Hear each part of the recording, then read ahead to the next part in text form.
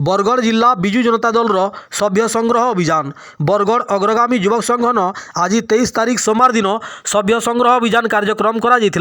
कार्यक्रम रे बरगढ़ पूर्वतन विधायक देवेश आचार्य, अताबिरा पूर्वतन विधायिका स्नेंगानी चुरिया, विजयपुर पूर्वतन विधायिका रीता साहू, पदमपुर विधायिका वर्षा सिंह बरिया, बरगढ़ पौर परिषद चेयरमैन कल्पना माझी, बरगढ़ जिला परिषद अध्यक्षा मानिनी भोई, बिजु युव जनता दल सभापति प्रद्युम्न त्रिपाठी, प्रवासी ओडिशा डॉक्टर सुरेंद्र महापात्र, कार्यकारी सभापति बरगढ़ जिला जापान महापात्र, बिजु छात्र सभापति करण सिकंदर, पूर्वतन ब्लॉक अध्यक्ष सोहेला सुब्रत बेहरा ई समस्ते मंचासीन थिले। बरगढ़ जिलार सबु ब्लॉक चेयरमैन, सबु ब्लॉक बीएडी सभापति, जिला परिषद काउंसिलर मेंबर माने उपस्थित थिले। देखुनी खबर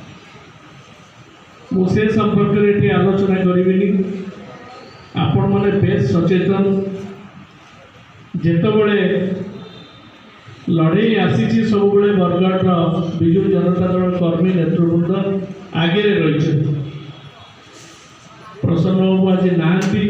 राज्यर दायित्व अच्छा से भुवनेश्वर अच्छा जदिव जिला गोटे कथा आपण मन कहूँ जे आम कर्मी मैंने बर्तमान आम ढेंकानाल अनुगुल एवं सुंदरगढ़ देकर आस जनता दल सभ्य संग्रह अभियान कार्यक्रम चली आज बरगढ़ जिलार नेतृवृंद उपस्थित आगधाड़र कर्मी मानक नहीं बैठक अनुष्ठित होता चूड़ांत पर्यायर पहुंची ए प्रक्रिया को आगे आगू नबू एवं बिजु जनता दल को अधिक संगठित मजबूत करा निष्पत्ति ग्रहण कर नहीं आमर तो लास्ट जो सभ्य संग्रह होता पाखापाखि कोटिए पहुँची से अनेक रिन्यू प्रोग्राम चली नुआ सभ्य संग्रह चली ना नहीं कम नहीं चली आगू चली आम कंसोलिडेट करी फाइनाली आमर टाइम अच्छे तापर कमिटी हम पंचायत कमिटी जिला कमिटी अन्यान्य व्यवस्था हम एवं सांगठनिक निर्वाचन प्रक्रिया या सहित पर आरंभ हो सरकार आदौ नुहे सरकार सहित नहीं सरकार थिला बेले सरकार नथिला बेले सबु बेले आम नेता नवीन बाबू को निर्देश थाए जे लोकों को सेवा करने से ही मर्मर चलती आम नेता सबुठु लोकप्रिय नेता एवं ए दल बिजु जनता दल सरकार न थाई पारे किंतु सबुठु अधिक भोट तो पाई लोकों पाखे आमर राज्य स्तरीय नेतृमंडली जेन मैंने दायित्व अच्छा सभ्य संग्रह चली बिजु जनता दलर मानवर पूर्वतन मंत्री अतनु सब्यसाची नायक जे कि अध्यक्ष अच्छा आम कमिटर से आसी आम जिलार सब निर्वाचन मंडलीर आज समीक्षा होमर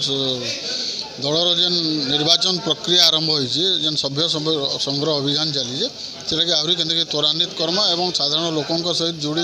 जड़ित होकर रहमा से संपर्क में पुंखानुपुंख आलोचना होकर आगामी दिन में के बरगढ़ जिला समग्र राज्य में गोटे आखिदृशिया सभ्य संग्रह अभियान में सामिल होकर आगे रहा से दिगरे समस्ते आलोचना कलु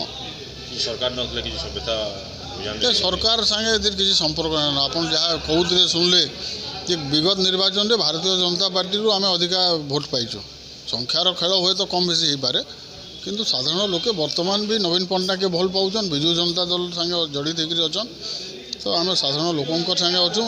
आम नेता भी कहन कि राजनीतिर परिभाषा क्षमता नुहे आमर लगे राजनीतिर परिभाषा हो जनसंपर्क है लोकों सेवा है तो आम से दिगरे आगे जाऊँ बरगढ़ निर्वाचन में केते सभ्यता इतर के टार्गेट अछि बरगढ़ निर्वाचन मंडली पाखापाखि गत थर 2300 खंडे आमर एक्टिव मेंबर थिले एवं से अनुसार पाखापाखि 50,000 पाखापाखि आमर रही प्राइमरी मेंबरशिप से दिगरे आमर भाई माने आमर नेतृमंडली काम करछन निश्चित आम दृढ़ आशावादी कि भल संख्यक प्राइमरी मेंबरशिप आम संग्रह करूँ आज बिजु जनता दल सभ्य संग्रह कार्यक्रम थिला जेनटा आमके मान्यवर पूर्वतन मुख्यमंत्री दायित्व देछन बिजु जनता दल आज भी